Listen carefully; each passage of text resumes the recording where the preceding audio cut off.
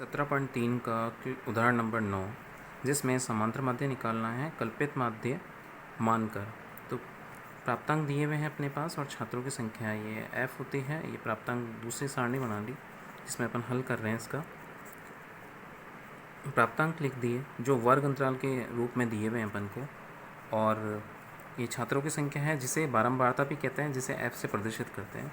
अब जब भी अपन को वर्ग अंतराल दिया हुआ होता है तो अपन क्या करते हैं, मध्यमान निकालते हैं।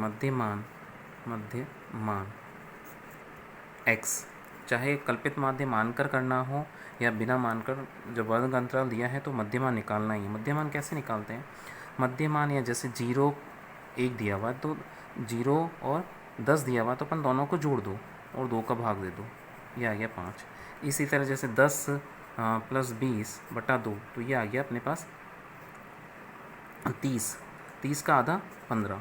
ठीक है, इसी तरह के सारे निकाल देंगे अपन। तो ये आता है यहाँ पे 5, ये आएगा 15, यहाँ आएंगे 25 और यहाँ आएंगे 35 और ये इधर आ जाएगा 45।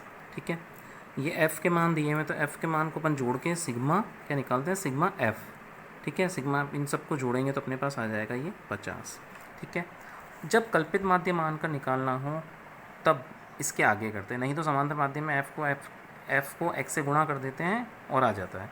लेकिन कल्पित माध्य मानना है तो क्या करते हैं, जो x का मान जितने दिए हुए हैं उसमें से कोई मध्य में जो आ रहा है उसको मान लेते हैं। जैसे नीचे से 1 2 3 तीसरे नंबर पे ये आ रहा है, ऊपर से भी 1 2 3 तीसरे नंबर पे ये आ रहा है, तो 25 को मान लेते हैं।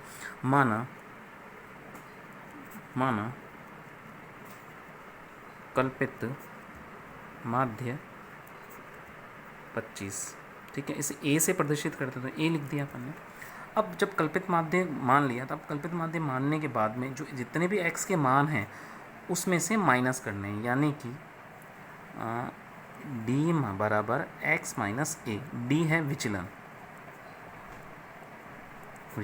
निकाल रहे हैं, यानी x के जितने भी मान हैं सभी, अब जैसे ऐसे x माइनस a दिया हुआ है, यानी x का मान कितना है अपने पास 5 में से 25 माइनस करना है। जितनी भी संख्या है, अब 5 में से 25 माइनस के 20 आ गया। और अब 10 है, 10 में से 15 है, 15 में से 25 को माइनस करेंगे तो आएंगे -10। अब उसके बाद में 25 है, 25 में से माइनस को 25 करेंगे तो आ गए 0। और उसके बाद 35 में से 25 माइनस करेंगे तो हो गए -10। इसी तरह से 45 में से 25 को माइनस करेंगे तो हो गए 20। यहाँ आ गए -20, -10, 0 और 35 में से गए थे, ये आ गए +10 और +20। ये सारे किसके मान है? d के मान।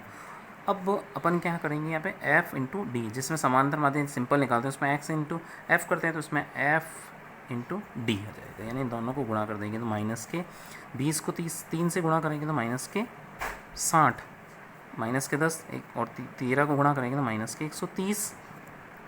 अब 18 को 0 से गुणा करेंगे तो ये आ गया 0, और 12 को 10 से तो 120, और 4 को 20 से तो ये आ गया 80। अब प्लस माइनस वाला को जोड़ लो और प्लस वाला को जोड़ लो, यानी कि -60 और -30 को जो अपन जोड़ते हैं -190 आते हैं, और 80 और 120 को जोड़ेंगे तो आएंगे 200। अब 200 में से -190 जाएंगे तो आ जाएगा +10, तो यहाँ आ जाएगा सिग्मा f और d आ गया +10। अब अपन को क्या करना है, समांतर माध्य निकालना। समांतर माध्य का सूत्र क्या होता है? समांतर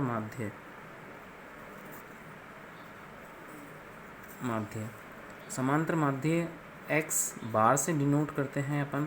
अब समांतर माध्य जब कल्पित मान के निकाल रहे हैं तब a जोड़ते हैं, जो कल्पित माध्य है वो जोड़ें, तो ये सिग्मा f d सिंपल सा फॉर्मूला है, वही है x की जगह, यहाँ x आता था, x की जगह अपन ने d लिख दिया है और यहाँ पे आ गया सिग्मा f।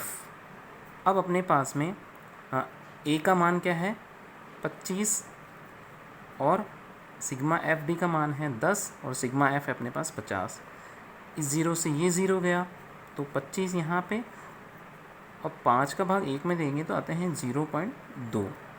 अब इनको जोड़ देंगे तो आएंगे 25.2 अंक, इसकी यूनिट है।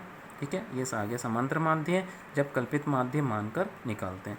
बस थोड़ा सा इसमें यही अंतर है कि इसमें यहाँ विचलन निकालते हैं तो डी मान के x माइनस ए आ जाता है।